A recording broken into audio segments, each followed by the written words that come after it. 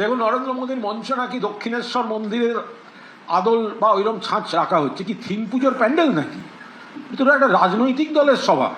আর যদি দক্ষিণেশ্বর মন্দিরের মডেল করতে হয়, তাহলে নরেন্দ্র মোদী দক্ষিণেশ্বরে মমতা বন্দ্যোপাধ্যায় রেলমন্ত্রী থাকাকালীন, জেনে রেখে দিন নরেন্দ্র মোদী এবং বিজেপির নেতারা, দক্ষিণেশ্বর স্টেশনের যে টিকিট কাউন্টার, সেটা পুরোপুরি আর একটি দক্ষিণেশ্বরের মা ভবতারিণীর মন্দির করে দিয়েছেন।